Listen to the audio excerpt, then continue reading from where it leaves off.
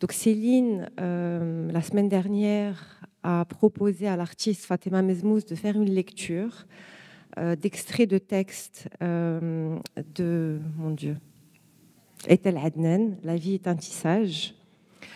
Et cette semaine, elle invite la curatrice, chercheuse et historienne de l'art, Fatem Zahra Al-Krissa, à faire avec elle une lecture d'extraits de textes de Toni Marini.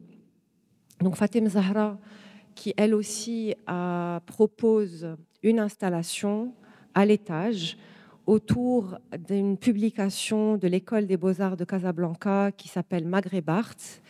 Et elle redonne vie, elle réactualise un dialogue entre donc Toni Marini et un anthropologue, chercheur également qui enseignait aux Beaux-Arts, Bert Flint. Voilà.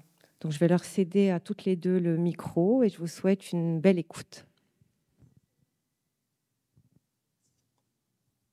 J'éteins pour l'instant.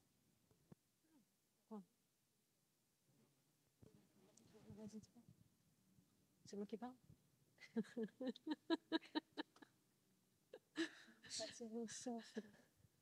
Merci Salma. Merci Fatima Zahra de me rejoindre.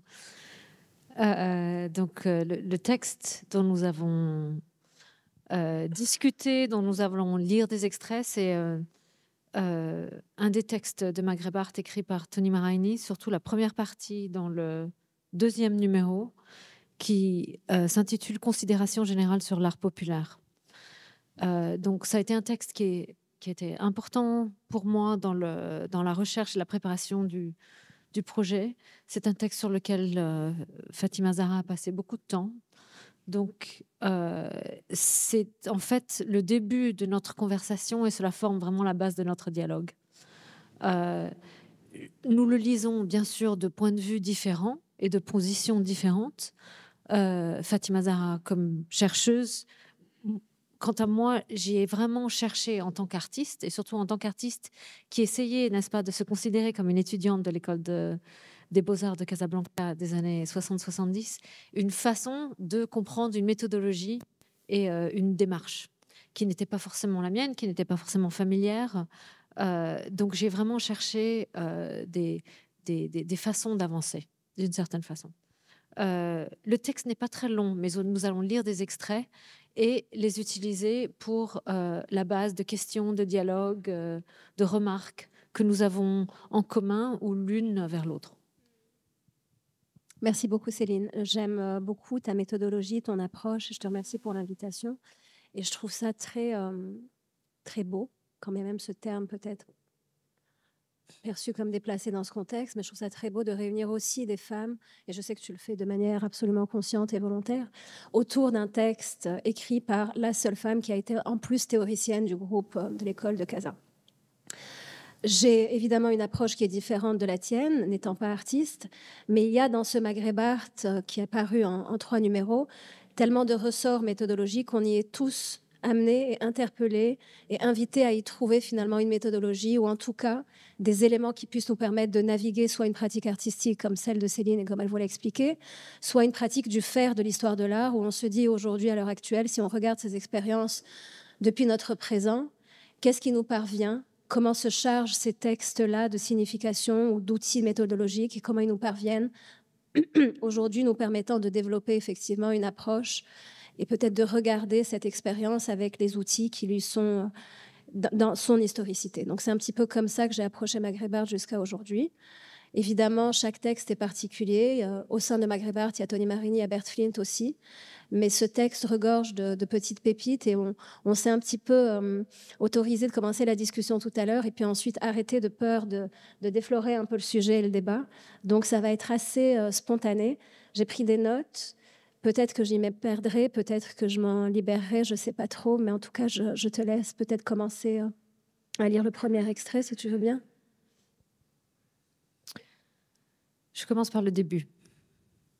Je voudrais donc préciser que nous avons à coup sûr préféré le mot art à celui d'artisanat, parce que ce dernier mot souligne plutôt l'aspect exécutif et manuel que celui expressif et conceptuel. En plus, L'artisanat officiel dans les divers pays du monde est généralement représenté par des produits moyens, non plus dynamiques, mais au contraire cristallisés, manipulés, isolés de leur contexte originel et reproduits automatiquement pour le commerce touristique national, alors qu'il s'agit pour nous, ici, de mettre en évidence un tout autre aspect de la production populaire. Donc, on commence par le début. Pourquoi ? En fait, pour moi, vraiment par rapport à un aspect de terminologie, ce choix des mots, considération générale sur l'art populaire et non pas l'artisanat populaire. So I'm just making a comment on the choice of terminology, that is popular art rather than popular craft, that she chooses to work with. J'aime particulièrement ce fait que, donc, parmi cet héritage culturel, il y a quand même un choix. On peut choisir de définir et de se positionner par rapport à ce qu'on a reçu. Et c'est un choix, selon moi, aussi politique. Donc, art populaire, pour que ce soit la même terminologie par rapport à ce qui a été utilisé comme beaux-arts et arts plastiques, surtout. Il y a aussi une autre notion qui, selon moi, est très claire dans ce premier passage déjà, c'est l'idée d'une tradition qui est continuellement réinventée, en évolution, et qui n'est donc pas cristallisée. Donc la notion d'artisanat ici, et surtout d'artisanat national, est utilisée pour définir en fait une différence. Une différence qui n'est pas forcément dans la typologie des objets, mais dans la trajectoire dans laquelle ces objets s'inscrivent. Donc des objets qui font partie d'un développement continu, ou d'autres objets qui sont tout simplement des fins en elles-mêmes, qui vont peut-être même finir sur nos étagères, mais qui ne s'inscrivent pas dans cette continuité et surtout dans cette continuation du travail. Donc du point de vue de l'artiste ou de l'artisan, bien sûr, cela veut dire que l'on arrive toujours à travailler avec le travail de ceux qui sont venus avant nous et de ceux qui viendront après. Oui, alors c'est vrai qu'en quelques lignes, Tony Marini, sans nommer les choses de manière binaire, comme ce qui a pu se passer au moment de la colonisation ou du protectorat, comme on veut l'appeler, parle évidemment de ces ruptures-là. Quand elle parle d'artisanat ou d'objets qui sont cristallisés, ils sont cristallisés par plusieurs processus. Le premier peut être celui de l'interprétation, vouloir absolument accorder une signification, fixer un motif à travers un sens qu'on lui accorde, fixer une manière de faire, une pratique, comme ça a pu être fait justement à travers les politiques patrimoniales pendant le protectorat, qui ont été clairement énoncées, classifiées, inventoriées et manipulées, et inventoriées au sein des corpus de Prosper Ricard notamment. Donc il y a cette idée-là. Et puis évidemment, il y a aussi cette question qui est plus relative au temps peut-être, qu'elle introduit déjà avec la notion de survivance, de continuité, de dynamisme versus cristallisation. Et là, au sein de Maghreb Art aussi, ce qui est présent et ce qui est mis en présence et donc en concomitance, c'est à la fois des objets qui sont perçus comme des témoignages ou des artefacts du passé, mais qui sont également considérés comme des objets représentatifs du temps présent. Donc on va avoir aussi une coprésence de différents objets et pas de signification ou de distinction claire, en tout cas, entre ce qui appartient à une tradition indexée à un passé immuable, à des notions d'authenticité et de tradition, versus une production actuelle complètement contemporaine que les artistes et les chercheurs de la revue continuent de trouver au quotidien et qui vit dans la même temporalité que les pratiques les plus novatrices des artistes au sein de l'école. Donc il y avait aussi cet aspect au niveau de la temporalité que je trouvais intéressant de souligner.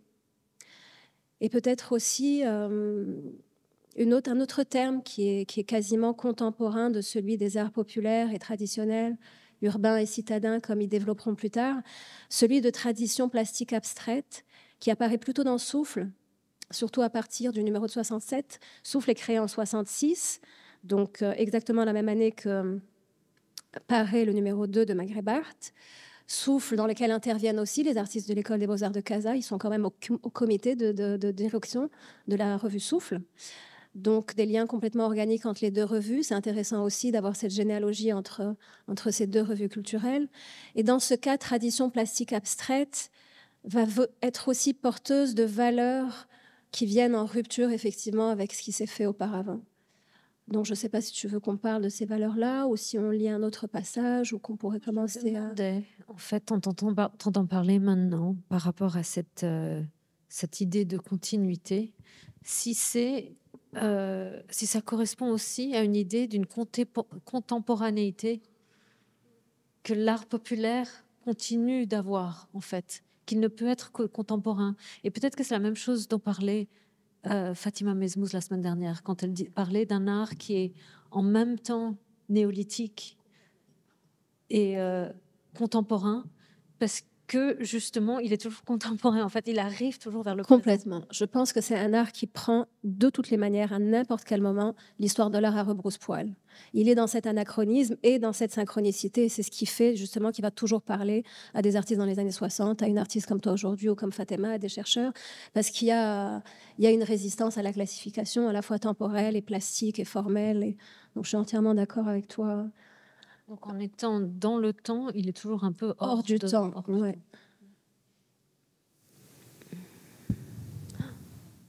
Je m'excuse, il est trop fort.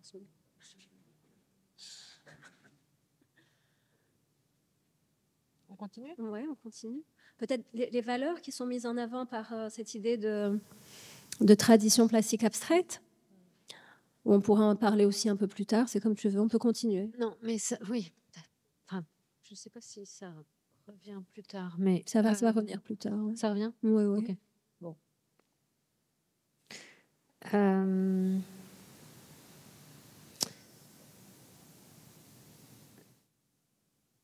Le passage d'après, l'artisan qui est lié à sa communauté. Je ne sais pas si tu voulais lire la première partie. Et je continue. Ouais, j'appelle. Ça commence par j'appelle art populaire. J'avais ça. Ah, ouais. Oui.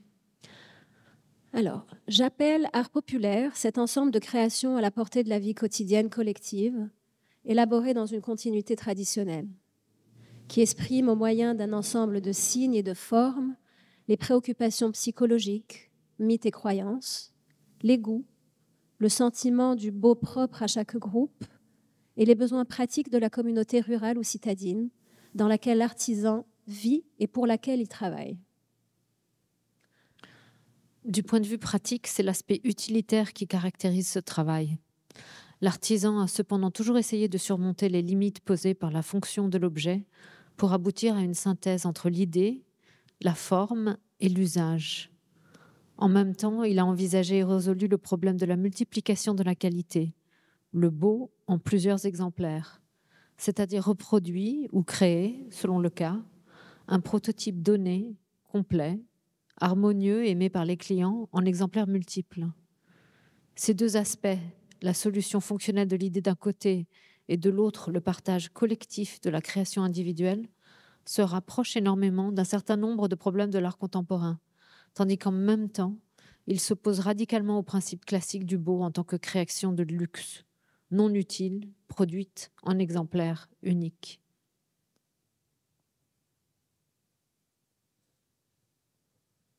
Donc, quel est le parallèle là que Tony fait avec... En expliquant un aspect de l'artisanat, j'ai l'impression qu'elle résout une série de problématiques de l'art contemporain, en fait. Déjà, cette idée contre l'unicité de l'objet, c'est-à-dire qu'un objet qui existe en plusieurs exemplaires, en plusieurs versions, qui est présent dans différents registres de conscience, qui rappelle un peu cet aspect quand même très spécifique de l'artisanat dont parlait aussi Samba Sumbulu ce matin, du fait qu'on retrouve des motifs d'un médium, d'une matière à l'autre, d'une échelle à l'autre. On retrouve à l'échelle urbaine des motifs qui peuvent décorer une façade ou qui sont à l'intérieur d'un tapis, qui veut dire qu'ils existent en même temps. Ils s'inscrivent dans l'espace à différentes échelles. Donc ça, je pense qu'il y a quelque chose de très intéressant dans cette multiplication de la présence, mais aussi une espèce de solution à la relation entre l'individuel et le collectif. Tu nous expliques ? Bien sûr. C'est marrant parce que tu parles et j'aime bien qu'on se soit même éloigné de ce qu'on avait dit ensemble plus tôt, mais ça se rejoint.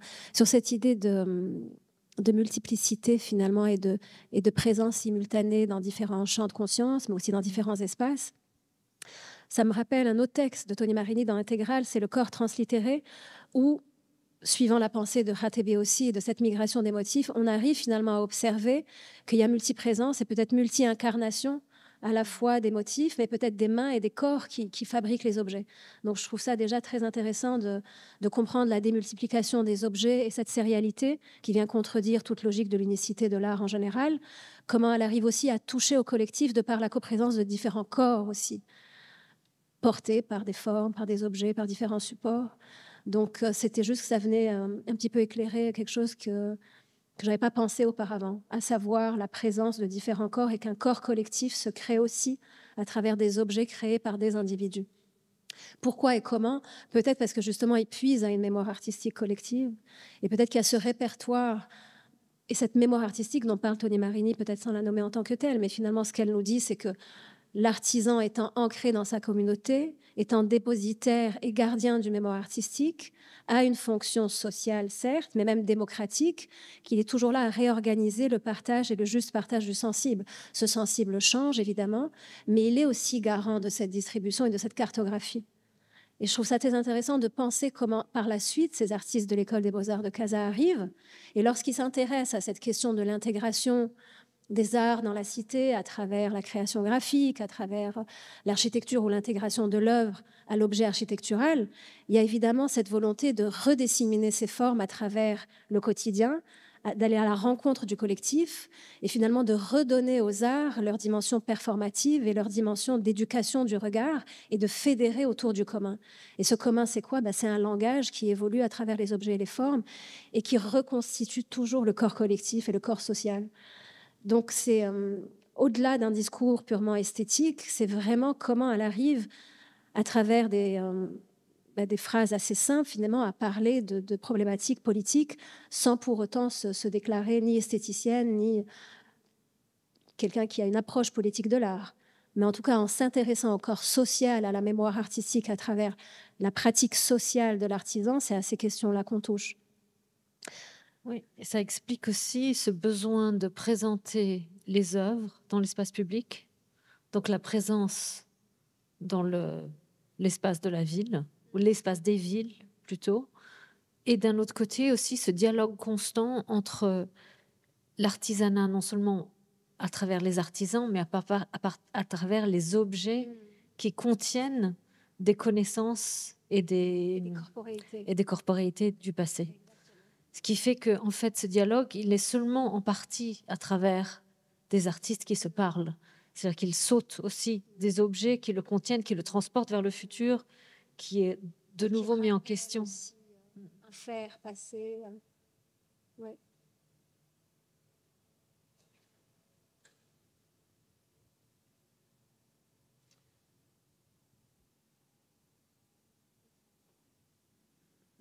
Donc là, il y a le paragraphe avec l'intégration du système social et économique, mais on avait pensé lire le passage d'après, même si il y a tes initiales à côté, je vais commencer à le lire. L'artisan, cependant, est lié à sa communauté, non seulement sur le plan pratique, mais aussi sur le plan culturel. Il est en effet le dépositaire du patrimoine visuel collectif. Il exprime certaines données propres à sa tradition. En même temps, il est véhicule d'intégration et d'information puisque, à la suite d'un long processus d'accumulation et d'interprétation, il incorpore dans ce patrimoine des données extérieures.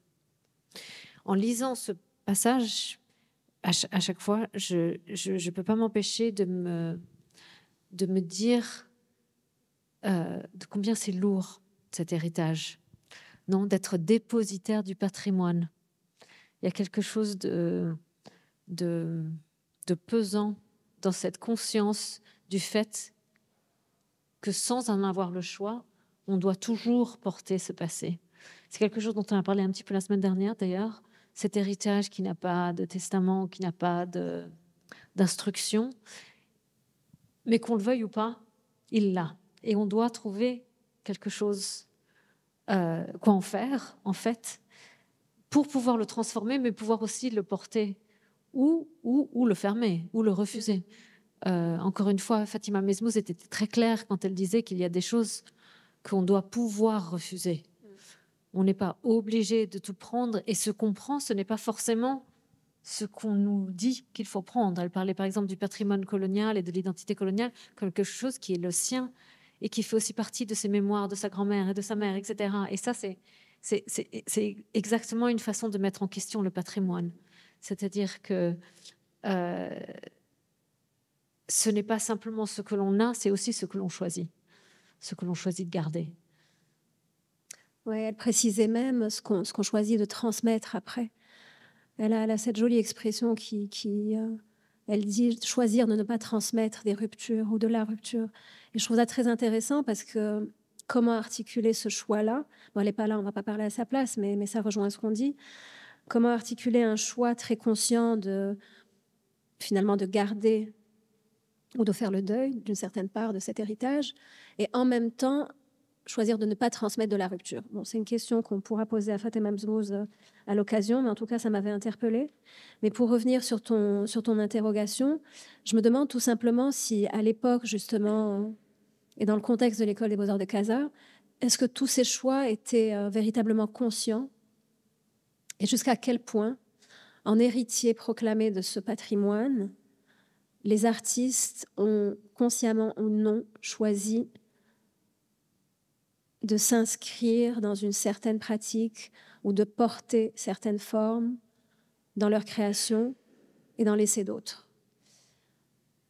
Une lecture peut-être un peu plus suivie de Maghreb Art qui nous amènerait jusqu'au dernier numéro nous permettrait de voir qu'en fin de course de cette revue qui a eu une brève existence, arrive le 3e numéro qui documente finalement une grosse découverte absolument fondamentale au sein de cette expérience qui est celle des plafonds peints, qu'on a juste sous les yeux et qui vont vraiment servir de matrice visuelle et de modèle à part entière, à la fois pour les expériences pédagogiques au sein de l'école, de type calligraphique et graphique, mais pictural aussi.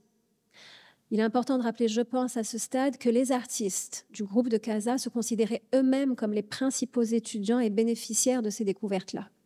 Ce qui veut dire qu'ils se ressourçaient et régénéraient leur pratique à la découverte même de ces formes-là. À partir du moment où cette découverte a été faite, bon, la revue a cessé d'exister pour plein de raisons, mais ils y ont découvert finalement une preuve, et j'aime bien le terme en anglais, on en avait déjà parlé, the evidence, parce qu'il y a l'idée d'une évidence à la fois visuelle et de l'évidence preuve irréfutable, de l'existence d'une tradition picturale qui leur permettait de prouver que de toutes les manières, leur pratique était raccordée, c'est-à-dire avec les fils du temps, à des pratiques qui leur étaient antécédentes depuis bien des siècles. Là, on estime à peu près ces productions au XVIIe siècle. Bien sûr. I just wanted to translate this because this is a really important and quite interesting relationship between the second volume of this magazine published by the school, which talks about this patrimony, this cultural heritage, and the third number is the discovery in inverted commas, of these painted ceilings. So the teachers, professors of the school go to this place led by Bert Flint and discover what then becomes what they revendicate as their cultural heritage. So they decide to inscribe their own artistic creation in relationship to this, right? So there is something about what they have received as cultural heritage, and then there is the chosen cultural heritage that allows them to revendicate a history of abstraction in their own terms, which is really a fundamental shift. But it's also not this notion of cultural heritage as just something that you receive passively, but something that you literally hunt down and then choose as your kind of teachers or masters or etc. So in the same way that we're inscribing ourselves as students of the school, they inscribe themselves as students of that school, a school that was 300 years older than they were. Et sur cette question des choix, conscients ou inconscients, de toute façon, ils sont toujours façonnés par un regard et par une formation. Il n'y a pas d'œil sauvage. Donc, c'est des artistes qui arrivent après un passage en Europe et qui sont complètement aguerris à l'exercice, mais aussi à la leçon de l'abstraction post-guerre. Mellehi, en regardant ces plafonds, on va découvrir un oiseau Donc, en plein milieu d'une composition principalement abstraite, il découvre de manière très schématisée le motif d'un oiseau qui vient traverser de manière complètement anachronique justement cette composition. Donc déjà le choc ou la collision entre figuration et abstraction, mais lui, il y voit en fait juste l'expression du caractère complètement futuriste de la tradition plastique abstraite. Par un prisme évidemment de lecture qui est celui de l'histoire de l'art occidental et d'un futurisme italien. Il a été à Rome comme Chagall a été aussi. Mais revenir aussi sur les caractères justement de cette tradition. Ouais, je m'excuse, je suis la première à saigner des oreilles. Moi, je vais faire mes chanteuses.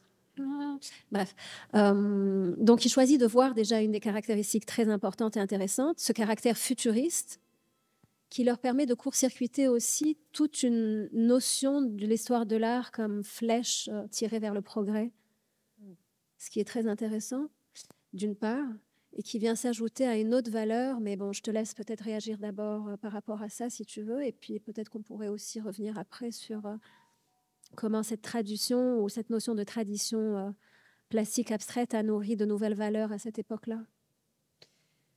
Oui, et la question aussi de la relation entre la collectivité et l'individualisme essentiel dans une pratique artistique qui, après tout, c'était des pratiques de peintres qui avaient besoin de s'individualiser aussi, qui, ici dans le texte, c'est un petit peu plus tard, dans le même paragraphe, cette phrase par rapport à l'individualité des artisans.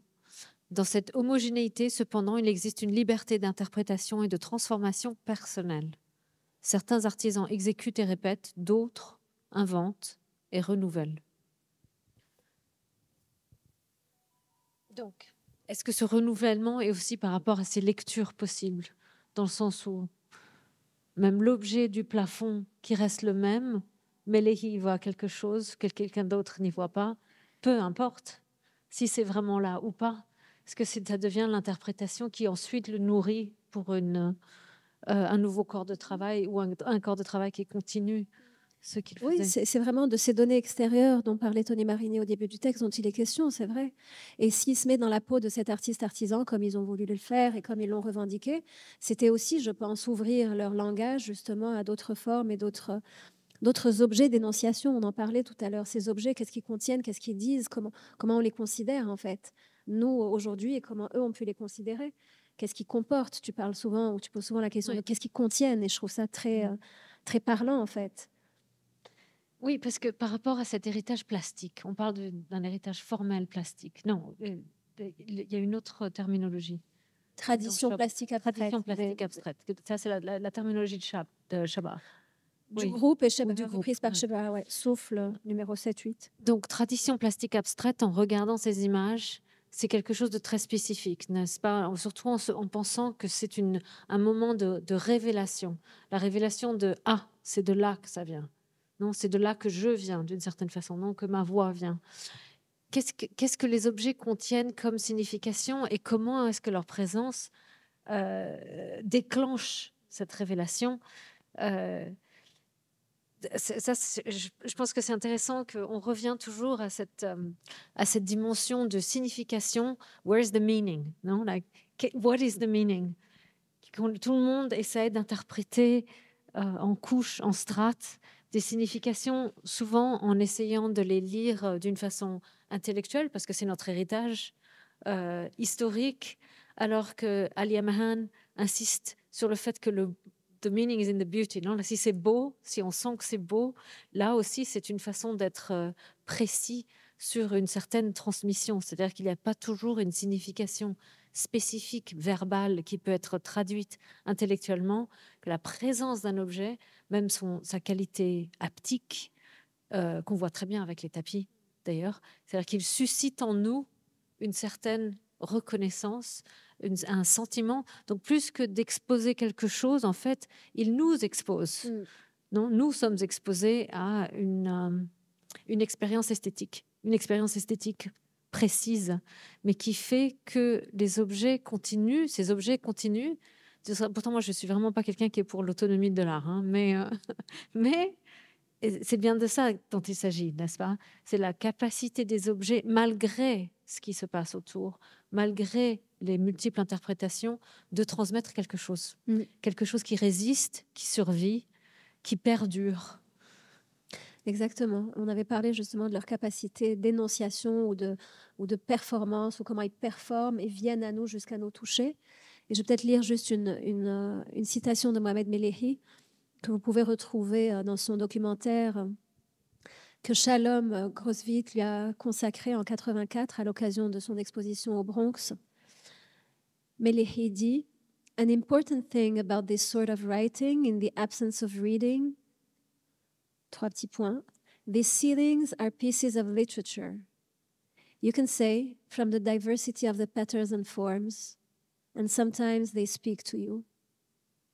Et ça rejoint vraiment cette idée de révélation. Il y en a d'autres qui ont eu des révélations au contact des objets d'art traditionnel et populaire, certes, bien avant eux-mêmes.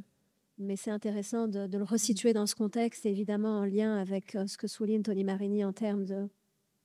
Et ce que tu soulignes également en termes d'individus et de collectifs. J'aime bien que c'est sometimes they speak to you, not always. Sometimes. To be open. Donc, on lit les plafonds de la même façon qu'on lit les tapis, dans une relation entre texte et objet. Donc, ce sont d'une certaine façon des inscriptions plus que des images. Et pourtant, ça, c'est écrit par quelqu'un qui fabrique des images, n'est-ce pas? Mais là, il très clairement parle d'écriture. Ouais. Mais ils étaient obsédés par la question du langage, de toutes les manières. Oui.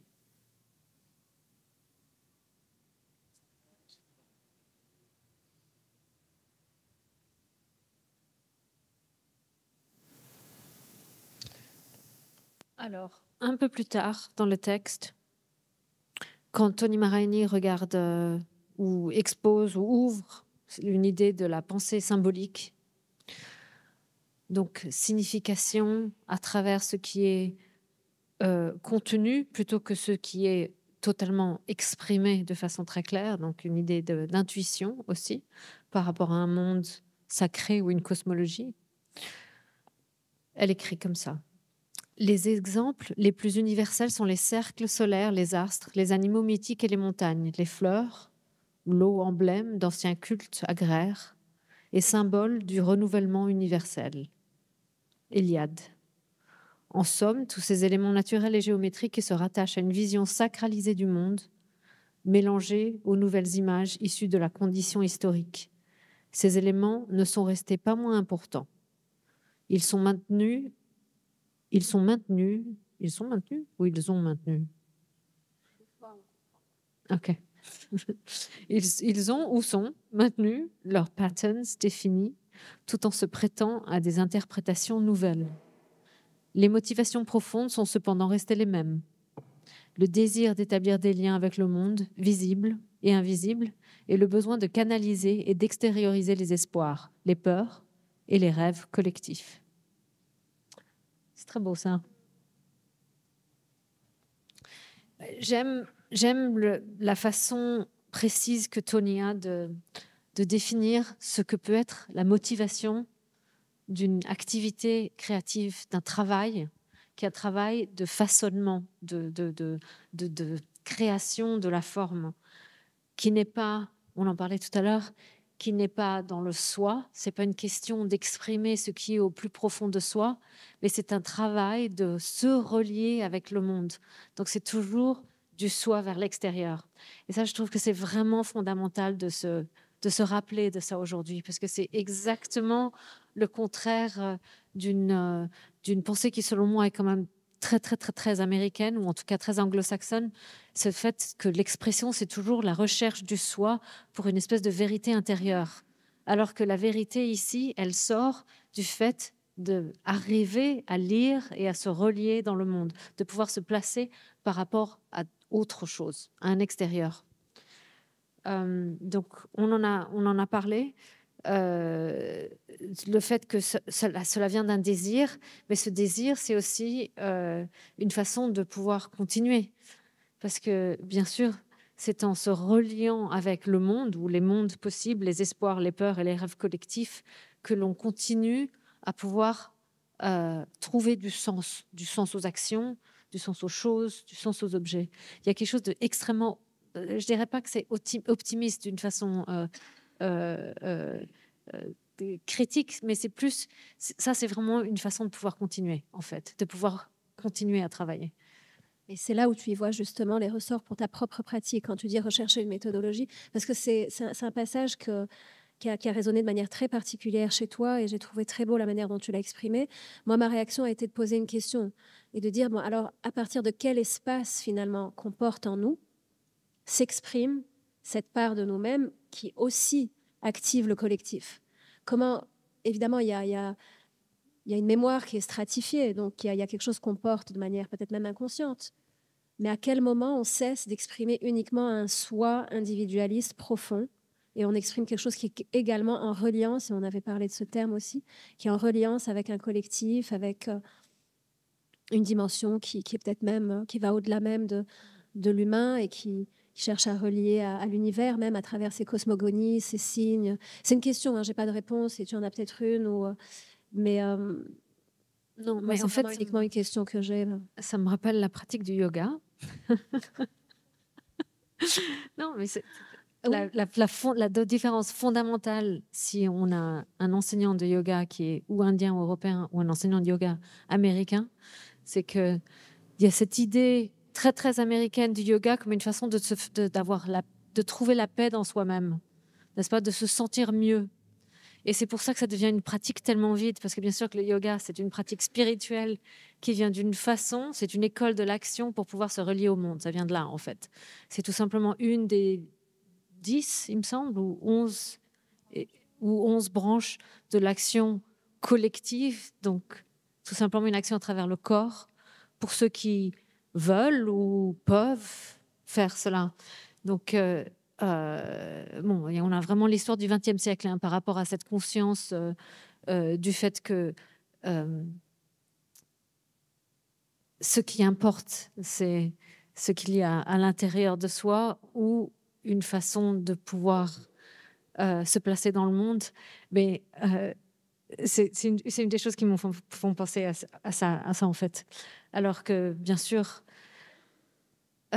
l'école du yoga, comme l'école de la méditation, comme toutes ces écoles en fait de recherche d'une façon de pouvoir être dans le monde, c'est pour pouvoir mieux agir à l'extérieur. Donc ce ne sont jamais des fins en elles-mêmes, mais des façons de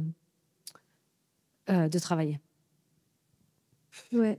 Non, je garde. Je trouve ça traduction en français. Non, je trouve ça très très intéressant. Ouais. Parce qu'en plus, bon, on ne va pas trop digresser, mais c'est vrai qu'il y a la question de la forme aussi au yoga et comment dépasser la forme. Et il y a tout ce vocabulaire d'asana aussi. Donc, il y aurait plein de choses à dire. Mais on en discutera. On en discutera après. C'est ça, en hors champ, quand on va aller en roue libre.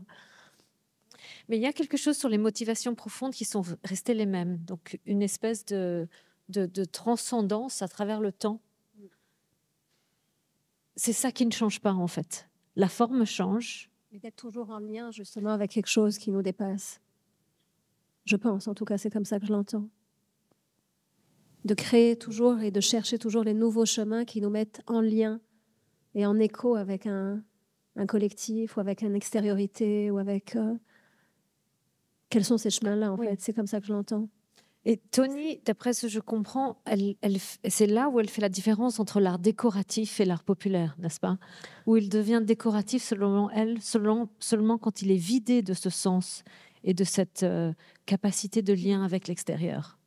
Est-ce que je le lis de... Oui. De la bonne façon. Oui, elle donne deux cas, soit quand il est vidé, donc quand c'est des contenus complètement cristallisés, ou lorsque, là je ne suis pas sur le texte, donc je n'ai pas envie de dire de bêtises, mais il y a une autre situation où lorsqu'on ne parvient pas finalement à lire toutes les relations sous-jacentes à la création, à la production, qui vont lier à la fois l'artisan à la communauté, l'objet, à la fois au fabricant et à celui qui le reçoit. C'est en fin de texte. Mais toute cette question justement du statut des arts... décoratif, elle est aussi nuancée. Méléhi s'en revendique fièrement, il le dit complètement. Donc, c'est aussi entre les lignes, je pense que ce texte a besoin d'être lu et toujours en référence avec les expériences qui ont précédé celles de l'École des Beaux-Arts de Casa.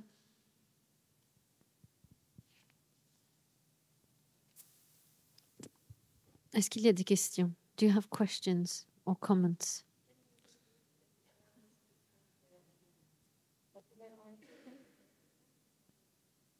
Between popular art and? So as far as I understand, within the end of the first text of Toni Maraini, which I think is the first part of the text that you have, she talks about this process of constant connection to the world, which is that of the creative act in itself. So, you know, for me, particularly interesting in a moment of, you know, in the contemporary moment, which is obsessed with the self and with experience and finding meaning within yourself, whereas she roots, I think, you know, a really optimistic reading of what it actually means to make work in the world by constantly finding ways to connect, not just to an environment that is social and political, but also within a cosmogony that can be beyond that, you know. So she talks about, you know, solar circles, planets, mythical animals, mountains. So really a cosmogony on a sort of larger scale. And then the very last paragraph, you know, the connection to the decorative, she defines as when those forms have been emptied out of meaning. So if they don't connect to anything else, but just become forms, symbols in and of themselves, then they become completely decorative. But this is, of course, in direct contradiction with this idea of forms persisting and carrying themselves an abstract language that goes beyond interpretation. So, I mean, we decide what to take and what to leave from that. But that's how she makes the distinction, I think. So if you believe that the visual abstract language has meaning in and of itself, then it is constantly creating new links, right? Readings, interpretations. If it is mute, in a way, but then Melehi says that the images only sometimes speak to you, right? Sometimes they don't. So I guess that's when they are decorative. Does it make them less valuable? I don't know. You know, I get a lot of pleasure from looking at those images, but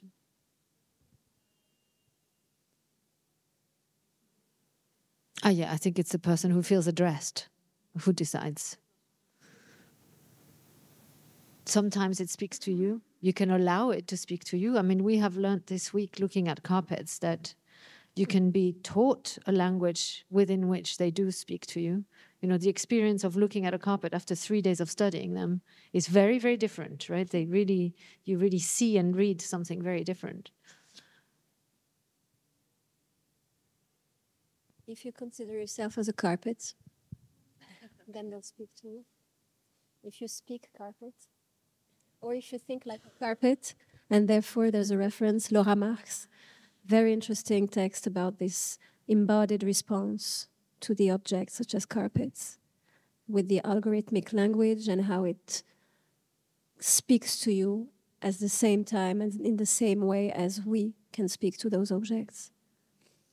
You know, I really believe in the tactile response to this, you know, like that the thing attracts you and makes you want to touch it because it touches you, right? This is what the relationship is. It's really one of intimacy. And even if one cannot put it into words, you know, the touch is really that, no? Like somehow getting closer to the thing. And it's true that certain objects have this, you know, this capacity to make you want to touch them. I mean, people too, obviously, but...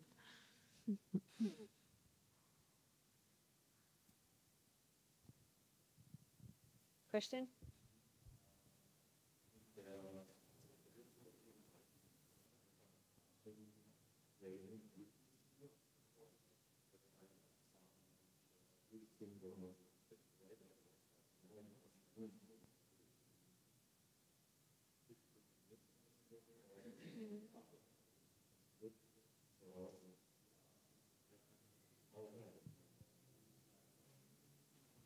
Good question.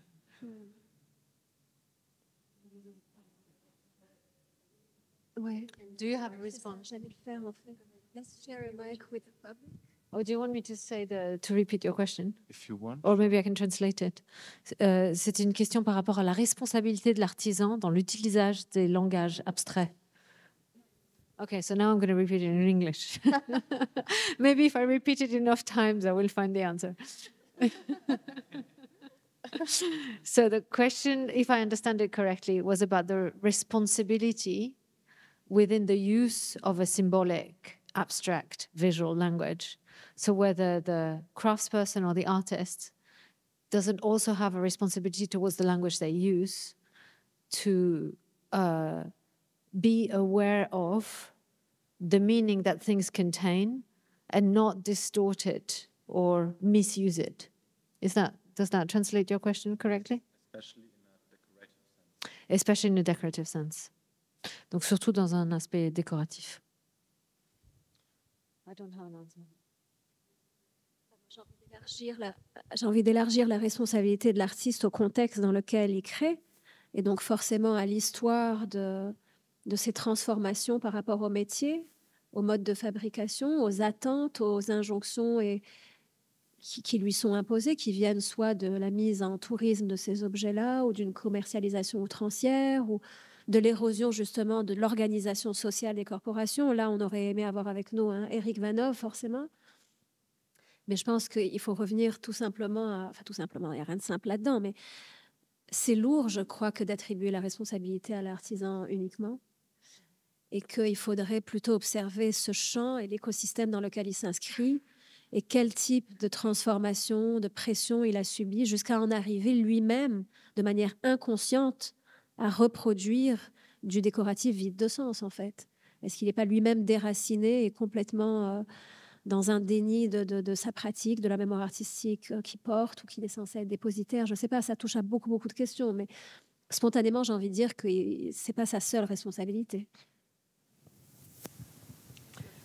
So what Fatima Zahra was saying was that it's a lot to ask the artisan or the person making the craft to take the sole responsibility for the use of those signs. Because of course, they don't live in a vacuum, but exist within an ecosystem that is also pulling them, asking them to produce certain things towards, whatever, even survival, which means that responsibility is also shared. C'est une bonne traduction?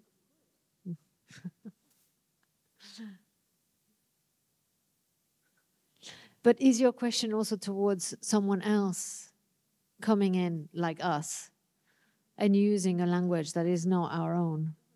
So within the contemporary, I mean, this I think is interesting, and perhaps, looking at what Mohamed Melehi and these painters did, and their relief also, in finding objects that they could then claim to be their own.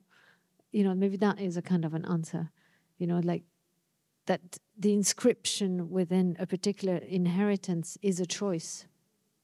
You decide that this or that has influenced you, and that is the tradition within which you have inscribed yourself.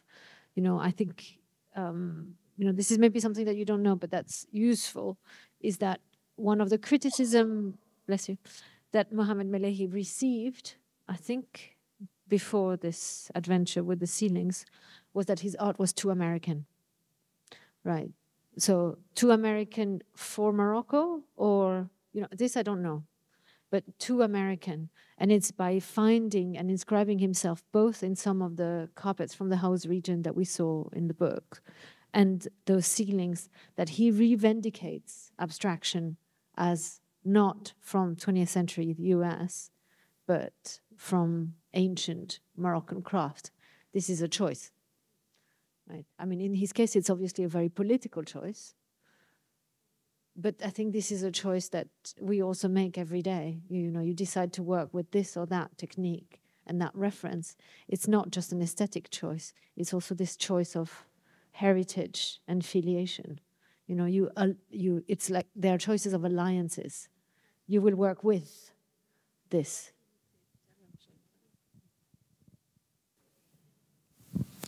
Au début, en fait, quand on a démarré la lecture, elle a justement voulu différencier l'art avec l'objet traditionnel qui était utile dans notre quotidien.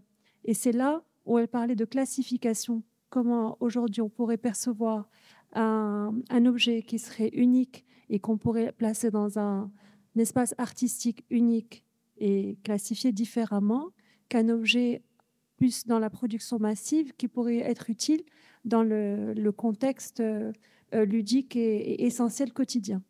C'est comme ça que vous avez démarré. En partie. Je vais donner la parole, mais c'était juste pour vous dire que quand vous parliez de nomade et vous parliez d'utilité dans la tradition, c'est-à-dire dans le quotidien, vous parlez d'objets utiles. C'est ça votre démarrage. Je peux essayer de rebondir là-dessus? Ouais. Si je comprends bien, c'est la question du statut de l'objet dont il est question. C'est revenu aussi lors d'une discussion précédente, et de ces transferts de signification et de contexte, depuis le contexte de production et de fonction et d'usage, jusqu'à celui soit du musée ou de l'école pour des fins pédagogiques, ou tout simplement une autre forme d'usage qui est celle de trouver des preuves d'existence de cette tradition à laquelle se raccorder. Si on revient à l'expérience, et juste pour dire un petit peu comment nous, on se situe par rapport à ça, c'est un texte qu'on commente de Tony Marini, donc on n'est pas dans une posture déjà nous-mêmes aujourd'hui d'aller dans ce contexte-ci précis questionner les artisans ou artistes-artisans. Ça a été fait à de nombreuses reprises par Céline et Selma autour des tapis, donc c'est une méthodologie qui est en vigueur, et forcément, ce n'est pas le même vocabulaire qui est utilisé dans ce contexte-là. Mais peut-être pour rendre la question peut-être un peu plus dynamique et en lien avec ce contexte, c'est se demander si à l'époque de Maghreb Art, ces artistes-là étaient partis, avaient fait ce chemin à la rencontre des artisans. Est-ce que les artisans ont été nommés? Est-ce qu'ils ont été cités? Est-ce qu'on a essayé de penser cette question de l'anonymat ou pas? Est-ce que les statuts de ces objets ont été transformés par les usages et les fonctions qui leur étaient nouvellement accordées? Moi, je pense que c'est là où ça devient plus intéressant de questionner Maghreb Art en tant qu'objet, outil à la fois de communication, parce qu'il a été, mais aussi support de diffusion, de pédagogie, tu vois. Mais la question du langage ou de l'esthétique ou du regard esthétisant porté sur ces objets, elle est présente depuis le moment de la colonisation, c'est sûr. Elle nous poursuit encore. Mais moi, je pense en tout cas que ça serait plus intéressant effectivement de questionner ce que ces artistes-là ont fait de cet enjeu.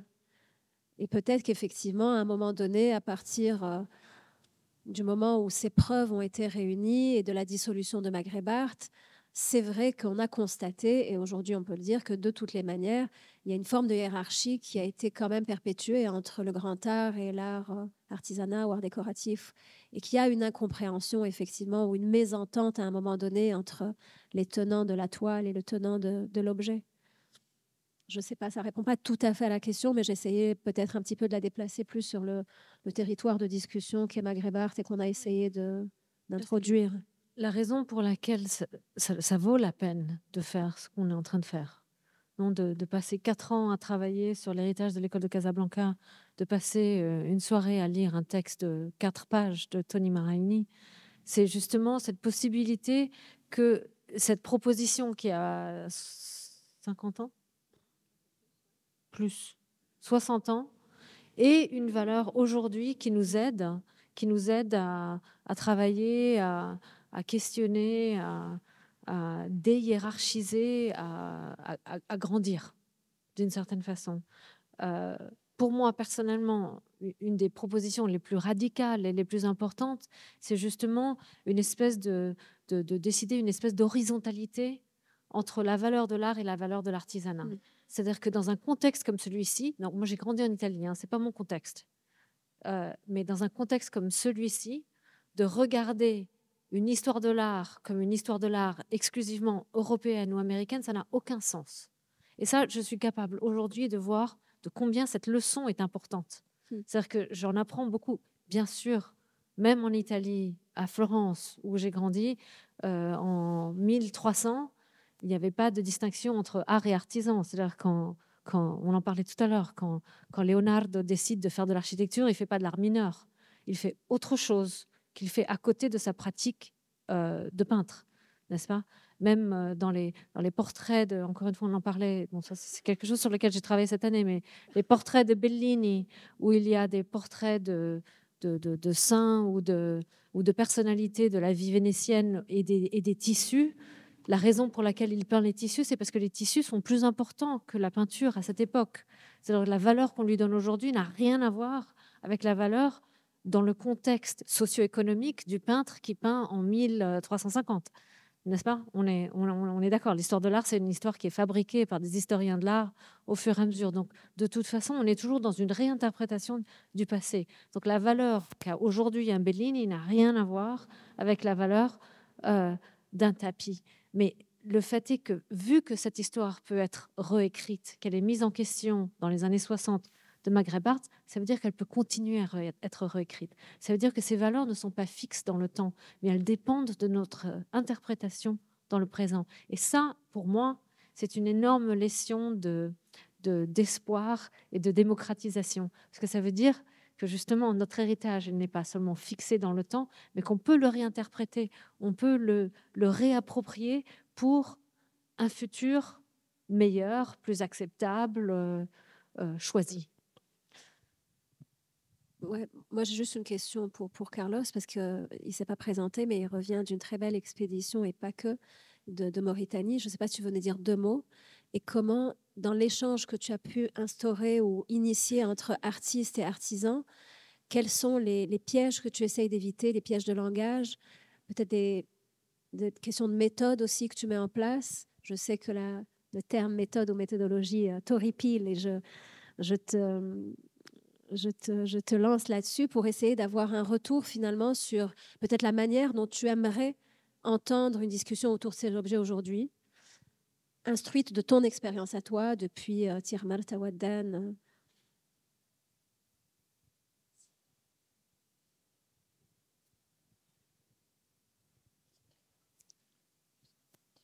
Il n'y a pas que la question de la Mauritanie, il y a aussi l'expérience avec Malhoun, avec les artisans qui travaillent avec Eriban Hove, où il s'est produit une question. On a fait, avec Driss Ben Abdallah, on a fait un projet de réhabilitation d'un bâtiment à Marrakech, à Guélise, et on a décidé de faire des maquettes avec les artisans. Et là, il y avait une question qui s'est posée parce que ce n'était pas des sculptures, mais ce n'était pas la typique maquette architecturale. On voulait profiter de cette opportunité de travailler avec des matériaux, avec des artisans que normalement on n'a pas l'habitude de faire. Et à un moment donné, il fallait repenser à comment représenter, comment c'était une oasis, la trame agricole d'une oasis. Rapidement, ils nous sont sortis des motifs qu'on utilise pour des plateaux, pour des théières. Et à un moment donné, on a dit quoi? C'est-à-dire, on travaille sur un projet de Marrakech, avec un architecte de Marrakech, avec des artisans de Marrakech, avec des matériaux des artisans de Marrakech, avec les outils de Marrakech, et tout cela n'est pas suffisant. Il faut en plus mettre un motif pour que cela soit reconnu comme quelque chose fait par des artisans de Marrakech. C'était trop. Et finalement, on a dit, non, ça, on les met d'un côté. Si les gens les reconnaissent ou pas d'un point de vue esthétique, nous, on ne rentre pas ça. Parce qu'après ça, on les retrouve de l'architecture au Maroc. Et il faut une touche marocaine, de l'art contemporain aussi. Et ça, c'est très, très dangereux. Et ça vient de l'apprentissage, encore une fois, avec les nomades, où ils n'ont pas cette question de s'ils sont en train de faire, même pas de l'artisanat, parce que ici, je pense qu'il faut dire qui fait de l'artisanat et puis qui fabrique un objet pour lui-même. Et ça, c'est deux choses complètement différentes. Quand on rentre dans une tente nomade, je dis, c'est vraiment comme les tentes qu'on fait aujourd'hui. C'est-à-dire qu'elles sont plus légères, avec des objets recyclés surtout. Et ça devient quelque chose de très, très, très, très beau, mais au fait, c'est fait d'une question naturelle. On utilise, si les tissus elle est rouge, si ceux qui sont bleus est bleu, mais il n'y a pas une idée de non, je vais faire quelque chose avec une ambiance de couleurs. Non? Mais c'est encore une fois cette capacité, surtout, je répète, dans le désert, ça peut être aussi dans la montagne. Non? Et c'est pour cela qu'en Mauritanie, en concret, à Ouadane, et quand on est avec les artistes, ce qu'on propose, ce n'est pas de leur donner des pièces pour qu'ils les fabriquent, sinon qu'il y ait un échange. Et il y a eu cette année-là Céline Ndiaye qui travaille avec les cuirs, avec des techniques qui viennent du Sénégal. Et une journée, c'était elle qui montrait aux femmes qui travaillent les cuirs La journée d'après, c'était les femmes de Wadan qui montraient comment ils faisaient avec leur technique.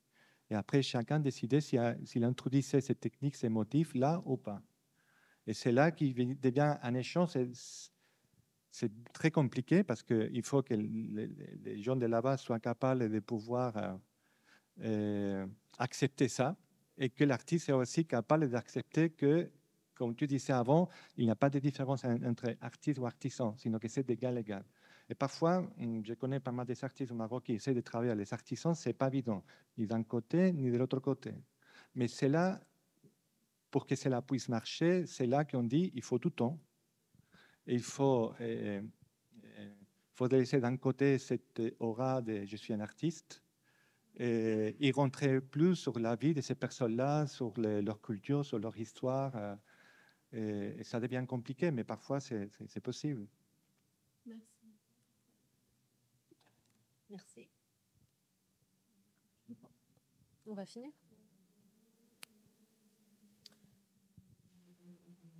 S'il n'y a plus de questions, on va peut-être finir là. I think we're going to finish. Can we talk casually later, or is it like an important question? You have a collective question. Yeah, maybe we should finish. Merci beaucoup. Merci, Merci merci Fatima Zahra. Merci à toi.